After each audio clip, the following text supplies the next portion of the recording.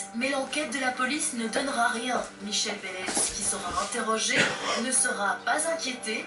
Pourtant, à l'époque, cet homme est déjà bien connu de la justice. Lui, à 14 ans, il tue son père. Il le tue d'une balle dans la tête, tirée par une carabine.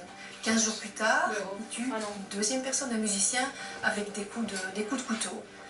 Il est connu pour plein d'autres faits aussi. Ce Michel est la première personne qui a mis un pied dans l'IPPJ de Braine-le-Château. À 23 ans, il sera également condamné pour avoir tué un homme à coups de poing dans un café de Charleroi. Michel Bellens fait peur et se vante régulièrement de son passé de criminel. Non. Il se vantait de certaines conneries qu'il faisait quand il était jeune, par exemple. Donc braquer des fourgons, braquer des postes, voler des voitures, trafic d'armes et tout. Donc il se vante de ce qu'il a pu faire dans sa vie et puis il arrive bien en fait à manipuler les gens. Donc il fait style, s'il veut qu'on l'apprécie, on l'apprécie, s'il veut qu'on l'apprécie pas, on l'apprécie pas, et s'il veut qu'on le craigne, on le craint.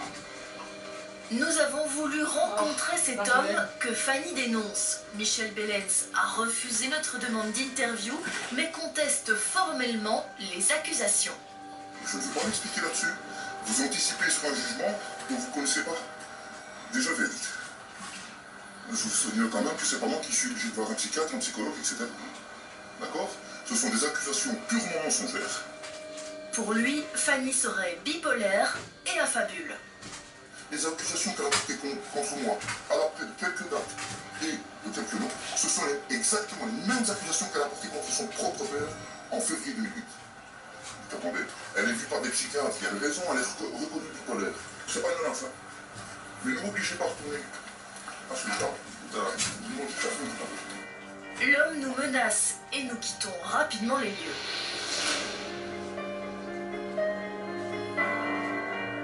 Durant notre enquête, nous avons rencontré aussi Véronique Charlès. Elle connaît bien Michel Bellens, elle a été sa première femme. Elle n'avait que 16 ans lorsqu'elle l'a rencontré en 1994 par le biais d'une amie, alors qu'il séjournait à la prison de Jannion. À la première rencontre, je suis venue avec ma maman en simple visite traditionnelle pour essayer de se connaître un petit peu. Donc ça s'est super bien passé et je vais dire après, j'ai commencé à venir toute seule. 4 ans plus tard, Véronique tombe enceinte alors qu'elle visitait Michel en prison. Le couple décide de se marier. Oui, je me suis mariée le 2 octobre 1998. Je suis venue en robe de mariée, enceinte. Je venais avec la joie de me marier parce que c'était mon premier mariage, c'était l'amour à cette époque-là de ma vie, c'était tout, c'était mes yeux. Véronique met au monde la petite Daïna le 21 décembre 1998. Le papa donc qui est venu, qui avait fait la demande de pouvoir venir voir sa fille. Donc ça c'est à l'hôpital en néonatal, parce qu'il avait eu le droit de voir sa fille et de pouvoir la prendre dans ses bras. Je pense que ça a été un moment très joyeux pour lui. Mais rapidement, le conte de fées vire au cauchemar et Véronique reçoit les premiers coups. Elle demande le divorce, mais à sa sortie de prison, Michel Bellens continue à voir sa fille. Un beau jour, ma fille avait, les années ont quand même passé, elle avait 4 ans. Elle est rentrée, elle faisait des cauchemars, je m'inquiétais, j'ai été la trouver dans son lit, je lui ai demandé qu'est-ce qui se passait, elle me disait rien. Je dis bon d'accord, j'ai quand même insisté, j'ai vraiment poussé en lui disant maintenant tu vas me dire ce qui se passe. À cette époque-là, ma fille m'avait dit qu'elle avait été le voir, que son papa l'avait poussé, que sa tête avait tapé dans le mur, et qu'elle avait peur d'aller encore le voir. Donc j'ai suivi toutes les démarches par rapport à ma fille pour justement qu'elle ne puisse plus y aller. Véronique obtient la garde exclusive de Daïna et coupe les ponts avec son ex-mari. C'est quelques années plus tard que Michel Bellens s'installera chez la maman de Fanny et commencerait à abuser de la jeune fille. Après des années de silence, à l'âge de 16 ans, Fanny ose enfin se confier à sa psychologue qui ordonne immédiatement son internement à l'hôpital psychiatrique de Charleroi. C'est ici, au pavillon 4 donc de Vincent Van Gogh, que je me suis retrouvée après avoir parlé à ma psychologue en fait, de tout ce qui se passait chez ma mère. Et donc c'est ici que j'ai commencé une médication en espérant me sortir de la dépression dans laquelle j'étais. Seulement le problème c'est que j'étais censée être dans un milieu neutre et que mon beau-père venait me voir régulièrement qu'à la fenêtre de ma chambre. Mais une fois encore, Michel Bellens ne sera pas inquiété. Il aurait forcé Fanny à revenir sur ses déclarations et viendrait même la menacer jusqu'à l'hôpital. Il fallait pas que je parle à la police, il fallait pas que je parle aux infirmiers, il fallait que je nie tout. Tout simplement parce qu'il était chez ma mère, il y avait mon frère et ma soeur, il fallait que je pense à eux et que si je faisais ça, ça allait ruiner toute la famille. Il lui demande d'écrire des lettres. Il écrit des lettres au juge que M. Bellens est très gentil, qu'il a toujours été un père pour elle, et elle écrit pour disculper Bellens, quoi. Il n'hésiterait pas à la suivre également lors de ses sorties organisées avec le personnel infirmier, comme une fois par semaine, ici, à la piscine de Charleroi. À chaque fois qu'il était au courant des sorties, donc que ce soit au cinéma, ici, ou même à la fenêtre de ma chambre, il était régulièrement présent, même si j'étais censée être en éloignement en fait. Quelques mois après son internement, en juillet 2012, le beau-père décide qu'elle doit rentrer de force à la maison. Il l'attendra à la cafétéria de la piscine pour fuir avec elle. Il m'avait dit qu'il serait là comme toutes les semaines, mais qu'il allait donc ce jour-là me prendre pour m'amener chez ma mère et lui partir au Canada. Donc la dernière fois que je suis venue à cette piscine, c'était ce jour-là. Et donc il m'a appelé, je suis montée et il était avec son neveu. Et donc de la cafétéria, il m'a demandé de le suivre. Je l'ai suivi jusqu'au parking et puis on est parti jusque pas loin du barrage de l'Odeur.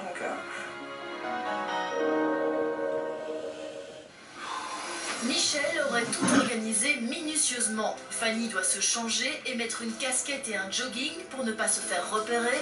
La jeune fille le suit sans opposer de résistance. La personne a beau vous faire du mal, on a toujours cette impression d'être redevable. Il arrive à nous faire croire qu'en fait ce qu'il fait c'est pour notre bien. Michel et Fanny resteront 2 semaines en cavale. La caméra de surveillance d'une épicerie les filmera le premier jour, puis ils disparaîtront dans la nature. C'était un peu de la survie, entre guillemets, parce que bon, c'était vraiment de la nature. Et on avait une tente qu'on a déployée 2 ou 3 fois, et puis le reste, on dormait un peu à l'arrache, quoi. Enfin, il y avait le froid la nuit, et puis la journée on marchait, et puis c'était vraiment... et puis plus le temps avançait, et plus je me rendais compte qu'en fait tout ce qu'on m'avait dit était faux, quoi. Finalement, Michel Bellens ramènera Fanny à sa mère. Pour la défense, Fanny était malheureuse à l'hôpital psychiatrique et devait rentrer à la maison. C'est un beau-père bienveillant, c'est tout. Je veux dire, Fanny a été hospitalisée pour des problèmes de dépression, et donc il n'en demeure pas moins que M. Bellens est son beau-père, qui s'est toujours comporté comme étant le père de Fanny. Il a été même plus loin que son rôle de beau-père, et forcément, quand vous avez un enfant qui va mal, eh bien, lui, il a couru, il a aidé Fanny. Dès son retour chez elle, les sévices auraient repris de plus en plus violemment et l'homme aurait des envies de plus en plus perverses. Il m'avait demandé de trouver éventuellement des copines, que je préfère dormir à la maison, etc. Pour éventuellement que... Enfin, lui, il voulait que je fasse des choses avec ses filles et que lui nous regarde et puis qu'il arrive, etc. Finalement, le 5 novembre 2012, Fanny quitte définitivement le domicile familial et porte plainte pour viol. Mais elle laisse derrière elle son petit frère et sa petite sœur. Elle avertit alors le service d'aide à la jeunesse qui organise des contrôles chez la maman, mais ne constate rien de particulier. Quand le SAJ venait, forcément ma mère était prévenue à l'avance. Mon beau-père partait parce qu'il n'était pas censé être avec ma mère, donc il ne pouvait pas habiter dans la même maison. Et ma mère nettoyait vite les chambres et la maison avant que le SAJ arrive. Quand il nous questionnait, on disait que tout allait bien et tout, parce qu'on avait peur de notre beau-père. Donc le SAJ repartait, il pensait que tout allait bien à la maison, quoi. Alan affirme que sa maman était prévenue avant chaque visite du service d'aide à la jeunesse. Nous interpellons alors ses autorités sur la situation. Nous sommes là pour voir si, je vais dire, les choses se passent bien et comment elles se passent si elles ne se passent pas bien. Donc vous prévenez toujours les gens avant d'aller sur place? Oui. Nous ne sommes pas dans un état, je veux dire, de contrôle social. Nous Nous sommes dans un état d'aide et de protection. Mais si on a des doutes sur une situation, on peut toujours y interpeller le parquet, ils envoient la police pour faire un contrôle et eux ont la possibilité de le faire. Chacun son rôle. Malgré les visites du SAJ, Alan n'ose pas dénoncer les conditions de vie chez sa maman. Un an plus tard, Fanny, de plus en plus inquiète, décide de prendre les choses en main et va chercher son petit frère à la sortie de son école pour l'emmener avec elle. J'ai été voir le directeur pour lui expliquer un peu la situation, donc ce qui se passait là-bas. J'ai amené mes dépositions et tout. Et donc le directeur, lui, m'a conseillé d'attendre quelques minutes avant la fin des cours pour venir chercher Alan en fait par l'arrière. Pas que j'arrive en même temps que mon beau-père. Mais au début j'avais peur et tout, et c'est elle qui m'a convaincu de venir parce que c'est après que j'ai compris que c'était pas normal la vie que je vivais. Fanny tente de sauver également sa petite sœur, âgée d'à peine 12 ans, mais sans succès. J'étais à l'école La Meline, où j'ai été la voir. J'ai essayé de lui parler, ça m'avait parti au courant. En essayant de me rapprocher, j'ai essayé de discuter avec elle, et puis elle m'a expliqué que je devais surtout pas dire à maman et à papa qu'elle me parlait, parce qu'on lui avait dit qu'elle devait courir si elle me voyait. Depuis leur fuite, Alan a trouvé refuge chez un ami et Fanny vit dans un foyer à Nivelles. Mais pendant de nombreux mois, Michel Bellens continue d'écrire régulièrement à Fanny sur Facebook. Je t'aime plus que tout au monde. Fais le choix que ton cœur te dicte. Moi, je fais le mien. C'est du avec toi. Je t'aime. PS, tu m'en veux. Ce genre de message, ça a été vraiment tout au début que j'étais partie. Donc, toujours dans le mois de novembre. D'ailleurs, je pense que le dernier date également du mois de novembre. Parce qu'après, bon, il y a eu plusieurs. Elle est venue à la police où là, on lui a bien fait comprendre qu'il ne devait pas prendre contact avec moi, quoi. La question est de savoir qui était amoureux de qui. Parce qu'il y a d'autres personnes qui disent que c'est plutôt Fanny qui était amoureuse de de mon client et que c'est par pure vengeance qu'elle a été calomniée, monsieur Bellens. Donc c'est ça qu'il a à dire, quoi. Alors c'est sûr qu'il y a eu un échange sur Facebook sauf erreur, et alors il y avait des messages enflammés qui étaient envoyés de part et d'autre. Mais ça c'était pour une période, je vais dire, qui était proche de la majorité de Fanny, mais certainement pas pour des messages Facebook quand elle avait 13 ans, 14 ans, 15 ans ou 16 ans. Aujourd'hui, la jeune femme tente de se reconstruire. Elle forme un couple avec Frédéric, qui lui aussi a été le témoin du harcèlement du beau-père. Michel Bellens aurait suivi Fanny jusque chez lui. Un jour, il lui a envoyé des messages en disant « Descends, je t'aime, descends, je suis là, viens ». Et donc, elle lui a répondu non, dégage. Après, lui, il a appelé. Et il lui disait, allez, viens, on va se marier, descends, tu mérites pas mieux que moi, etc. Fanny a dit donc, je vais appeler les flics, dégage d'ici. Et là, le hasard a bien fait les choses. Il y avait une voiture de police un peu plus loin. Quand il a vu, il est reparti. Et voilà. Mais bon, il a été quand même souvent devant la maison. Ouais, il était souvent devant chez moi. Le beau-père les menacerait, les suivrait régulièrement. Fanny n'ose plus sortir seule et redoute de le croiser à chaque instant. J'avais vraiment peur de sortir parce que je sortais et j'avais l'impression que tous les dangers étaient là, parce que chaque voiture noire qu'il y avait, si Fred n'était pas là, je tombais dans les pommes limite, quoi. Tellement le stress était intense de tomber dessus, parce que il va faire quoi? Il va me prendre en voiture et puis il va m'emmener où? J'avais cette peur-là qui est restée de mon temps quand même. Fanny doit vivre aujourd'hui avec des séquelles de ses nombreuses années de sévices. Sans cesse à l'affût, elle ne peut pas laisser ses boissons sans surveillance. Le beau-père aurait l'habitude de droguer Fanny et sa mère. C'est ce que mon beau-père faisait, donc en mettant des gros somnifères qui étaient destinés à lui. Il les mettait dans le café de ma mère ou dans mes boissons ou la nourriture qu'on ingérait, quoi. Donc, pourquoi? Comme il disait, si ma mère dort, il peut s'amuser avec moi, et si moi je dors, il s'amuserait avec ma mère, quoi. Fanny se bat pour faire valoir sa vérité, mais surtout pour sauver sa petite sœur qui vit toujours chez sa maman. Malgré sa plainte pour coups et pour viol, le beau-père vit toujours sous le même toit. Je trouve ça assez minable de la part de la justice. Il y a quand même sa petite sœur qui est là-bas. La justice sait ce qu'il a fait et elle n'intervient pas pour ça.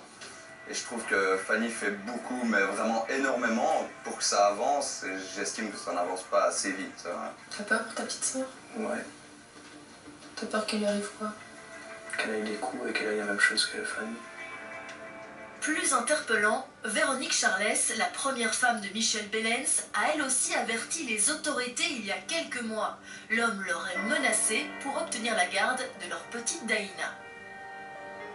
Mon monsieur donc a commencé à venir régulièrement en disant « Moi je veux récupérer les affaires, je veux ci, si tu ne fais pas les changements, si tu ne fais pas les papiers pour ci, toi tu n'es rien, ça ne me dérange pas de te mettre une claque dans la figure, ça ne me dérange même pas de te tuer, ça ne me dérange même pas de faire sauter ta maison. » Finalement, Daïna retournera vivre 6 mois chez son père aux côtés de la maman et de la petite sœur de Fanny. Ma fille nous a expliqué que pendant X mois, elle a dû dormir dans un garage, dans un fauteuil, que son papa dormait aussi apparemment dans la même pièce avec sa compagne et la fille de 12 ans de sa compagne dans le lit. Et ma fille a vécu ça pendant à peu près, on va dire, 6 mois, quoi. Ameline, la petite sœur de Fanny, dormirait entre Michel Bellens et sa maman. Un témoignage accablant qui sera rapporté une fois encore au service d'aide à la jeunesse. Le 11 août, quand je me suis présentée au SAJ, suite à une autre situation qui avait mal tourné par rapport à ma fille, elle a expliqué un peu ce qu'elle vivait chez son papa et qu'elle ne voulait plus rien savoir de son papa. Michel Bellens sera jugé au tribunal de Charleroi le 27 janvier 2015 pour coups et blessures et pour viol sur mineur. La maman de Fanny, elle, est accusée de non-assistance à personne en danger. Il n'y a pas de mystère dans ce dossier puisque, mis à part les allégations purement fantaisistes de Fanny, vous n'avez pas de témoins oculaires, vous n'avez même pas de témoins du tout. Et il faut savoir que la maman de Fanny a plutôt l'air de dire que Fanny a fabule. Le procureur du roi a estimé qu'il existait suffisamment de charges pour renvoyer M. Bellens devant le tribunal correctionnel. Dans son réquisitoire, tous les faits qui ont été dénoncés par Fanny ont été repris. Fanny attend le jugement impatiemment, mais sans nouvelles de sa petite sœur depuis des mois, elle s'inquiète surtout du sort qu'il pourrait lui être réservé. Je me sens un peu perdue en fait, parce que bon, j'ai quand même... je pense que je me suis quand même battue en fait pendant 2 ans et je trouve que c'est bien qu'il y ait des nouvelles donc, du correctionnel, mais que j'ai pas eu en fait... j'ai pas eu les résultats que j'attendais en fait, qui étaient vraiment de protéger ma soeur et mon petit frère, alors que déjà j'ai déjà dû... moi, me battre en fait pour sauver mon frère et ça me perturbe un peu le fait que tout le monde trouve ça normal que ma soeur soit toujours là-bas en fait. Il y a quelques jours, Michel Bellens aurait menacé de mort Fanny par téléphone. La jeune fille a une fois encore porté plainte à la police et attend toujours que sa petite sœur soit retirée de la garde de sa mère. Michel Bellens sera jugé en janvier prochain au tribunal de Charleroi pour coups et blessures et pour abus sexuels. Ce sera une première réponse pour Fanny, mais une question subsiste encore. Le procès n'arrivera-t-il pas trop tard pour Ameline, la petite sœur de Fanny? Voilà, Indice se termine maintenant. Julie et moi vous fixons rendez-vous le 26 novembre prochain pour de nouvelles enquêtes dans le monde de la justice.